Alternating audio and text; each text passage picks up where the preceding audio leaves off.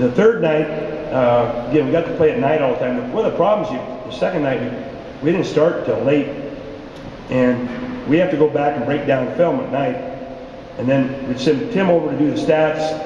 I was doing the scouting report. Mike was watching the TV. We're trying to do all this. We get everything together. We didn't get to bed till about 3 in the morning because we had to practice early the next morning. So we played Grace College. Indiana team can really shoot it and stuff, and they had a 6'10" guy, a very good player, and they had 2 other big kids. We didn't think they were real good. We thought the one guy was a little bit of a sissy, but we found out he's a lot better than that. And then they had a guy off the bench who was a heck of a player. They actually had 13 boards in like 19 minutes, so that was the backup. And so they were good, but we won 81-70. And that game was hard because emotionally everybody was drained. It was just something, 3 games in a row. Going back to the other game, I just got to mention this. I see Ryan running down the court. This is the first game he's back. This is Evangel. The tape's coming off, and he's running down the court. So he comes off the floor and has to go in and be retaped.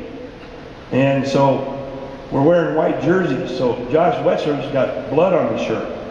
Then we have somebody else gets blood on his shirt. So our trainer, of course, is in the back. Upton's in the back with Ryan. And I'm going, where's Ryan? I want to put him in the game, so I can't put him in. And then I look around, I can't find Josh. Where's Josh? And it's the first time in my life I can't find my players. We're sending out scouts looking for them, But it was amazing. And then we got to go to the Final Four banquet. And just before that, I told the kids, we've been there several times. We've been fortunate. They have a talking dog thing back in. This guy does his talking dog, and Josh still hasn't figured it out, But we go to this Final Four banquet, and I told the guys the night before, I said, guys, if we win this ball game, you guys get to see a talking dog. In fact, 3 of them. And so I had an interview after the ball game, and I said, wait in the locker room until I get there, and I'll talk to you after I do every game. I come walking in there going, talking dog, talking dog. They're doing the chant, so that thrilled them. So I figured each game we had to have some kind of motivation. But so we go to the banquet and stuff, and we watch the talking dog, and it's a great show. And of course, Johan gets called up to do some things, and he does a great job with that.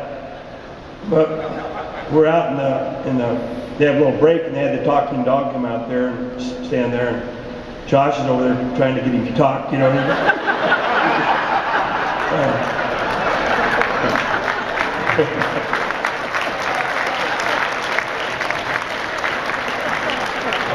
Bobby, what did they say? Oh, that's right. Okay, game 4 was Mid-American Nazarene, last year's national champions. They have a tremendous guard in Adam Hepker, 6'1".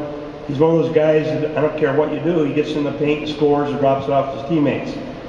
And then, as Josh said, the guy he played was the best player he played against all year, a kid named Danny Hawkins, about 6'7", 220. They're both starters at pretty much any major college in the country. Their other 3 guys had a big kid about 6'8", and a backup about 6'6", that were decent. They had a great shooter, number 21, I can't remember his name right now, and then they had another kid who could really shoot, and a nice bench. Well, again, the nice thing, College of Ozarks got beat out. It's always nice to get the host team out because that takes away some of the crowd. The Mid-America is not real well liked by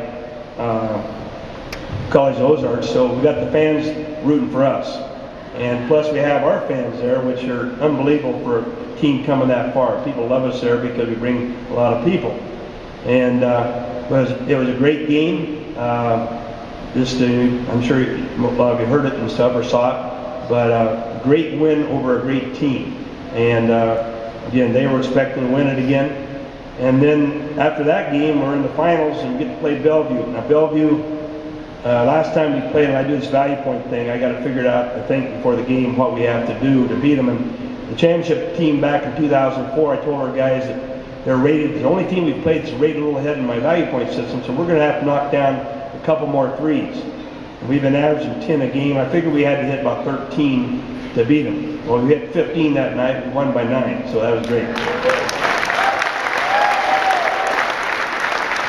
with Bellevue, we haven't shot worth a darn for about 2 months now. So the nice thing the kids did though, I thought was, we shoot about 24 three-pointers a game. The last 4 games, we shot a total of about 42 three-pointers. They adjusted their game to win a ball game. And we went 5 for 10, 4 for 10, 5 for 11. Against the zone defense in our first game, we had several coaches come up and want to know what we were running to get so many layups. The kids executed what we call cutters so well, and we didn't have to shoot outside shots. We hit a couple threes. Juwan's 3 was a dagger. One game, Ryan hit a 3 that was a dagger that pretty much won it for us. But we had to play very well. Bellevue was a great defensive team. People saw on TV, we'd try to enter the ball as a Christian, for example, and they'd beat the ball there. They were so quick to the basketball. And so it was a very difficult team to play.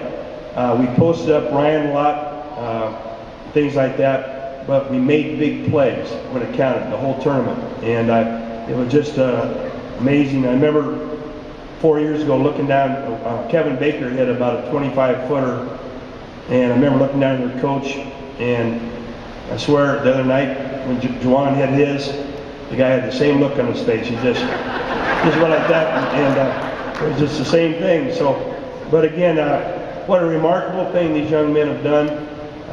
People have been back there, several of you have. There's 32 teams. There was one team that wasn't very good, in a weak league back in the East, but there was 32 teams that they got on a roll could win it, and I swear that. There was probably 20 teams for sure that could have won it all, just a matter of breaks and getting the opportunity.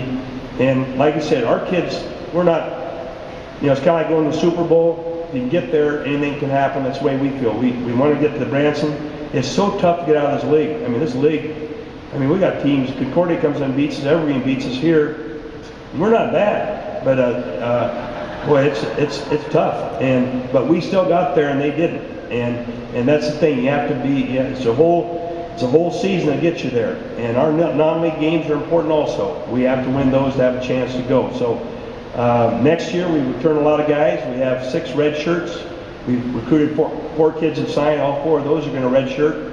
And but these are the true student athletes. And I'll tell you what, they represented people. I couldn't tell you how many people come up and tell me what great young men we have, and it's a real joy to coach them. Thank you.